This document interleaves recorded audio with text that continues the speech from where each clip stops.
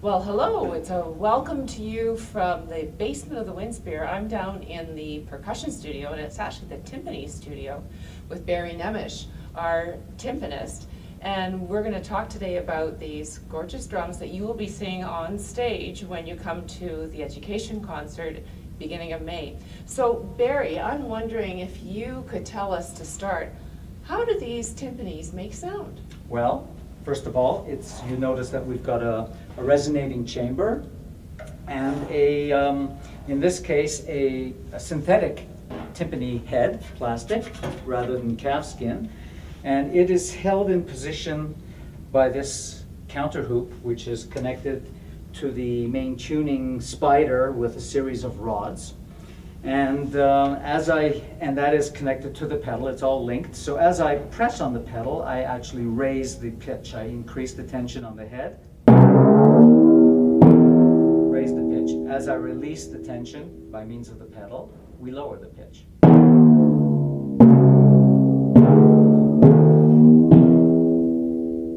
I've played you a few tones, and one thing I'd like to remind everybody of is that these instruments are instruments of definite pitch rather than indefinite, like the bass drum or the snare drum. Okay, so if I'm going to review this, we've got the membranes here, and you mentioned something about the resonating chamber, so that's the big bowl shape underneath. If you didn't have a resonating chamber and this was just on top of something flat? No sound. No sound. Can you place just a few notes so that in sequence or something so that we can get a sense of what all these pitches are? I'm not going to ask you to do the Forsyth just yet, but if you could just play around so we can enjoy the sound.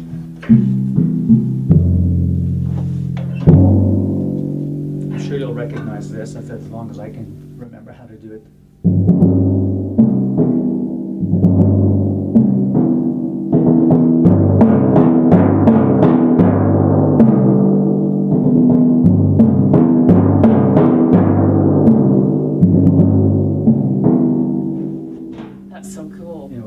I don't know. Young Person's Guide to the Orchestra by from Britten. Leonard, Benjamin Britten. Benjamin Britten, and they used it in the Bernstein series. I suppose. Okay. The education series? I think so. Oh, okay. Yeah. Okay, that's awesome. Barry, what made you get interested in playing the timpani?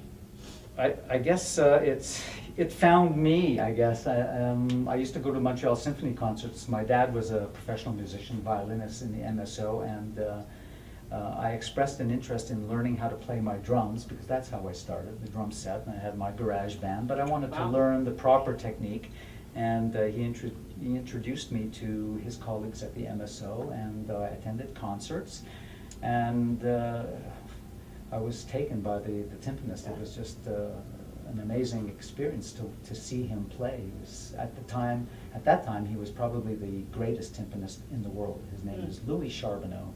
Retired now, but he was at the top of his game. Wow. And did you take lessons with him? I took, later on, prior to getting my job here, I took private lessons with him. He was very, very nice about it. Didn't charge me. But before that, I went to McGill University and took my percussion courses with the percussionist from the MSO who was teaching at McGill.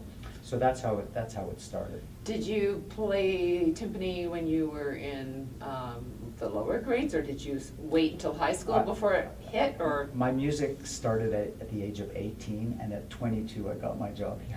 I had no experience playing anything other than my drum set for 2 years prior to entering university. Well, you know, students and teachers, one of the things that I've been noticing, I've been listening to a lot of the repertoire, the pieces that you're going to hear when you come to the concert. I wanted to talk to Barry about the timpani because there's a couple of pieces that the timpani just stands right out.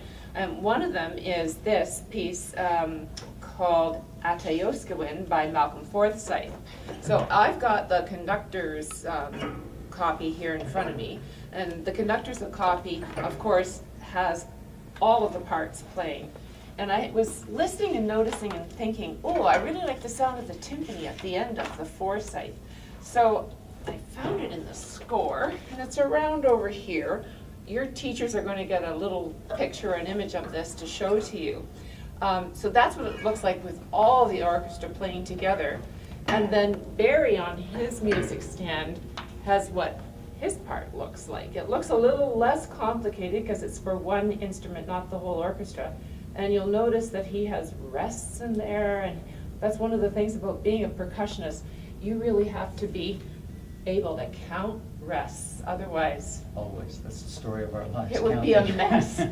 Yeah, so I asked Barry if he would play for us just that ending from the Malcolm Forsyth, so that you could get a sneak preview of what it's going to sound like when you come to the concert.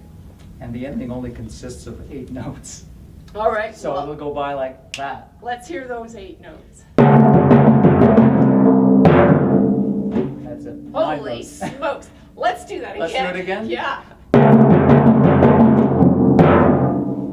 That is very cool. Now, did you notice Barry's fingers really being fast and touching the membrane? Why are you doing that? I do that to stop the drums from resonating over the rest whenever I can. It's when you play 3 notes and you have 3 drums vibrating.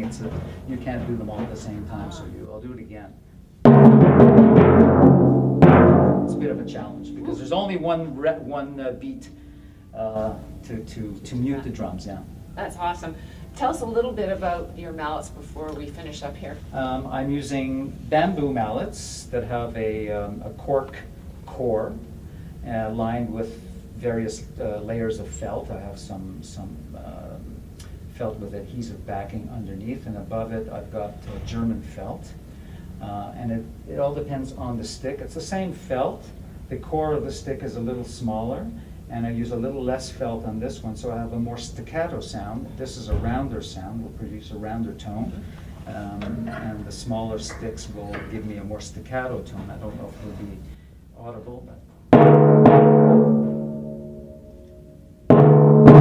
I hear the difference. Yeah. That first one was sharper sounding. exactly. And then I've got other sticks which produce a very hard sound for clarity. As opposed to, Yeah, so I bet the students can hear the difference between that. Well, Barry, thank you so much for You're more than letting us welcome. come into your studio here at the Windspear, and I know that when it comes to the end of the Malcolm Forsyth piece, that all the boys and girls are going to be paying extra special attention to you. Perfect. Thanks so much. You're welcome.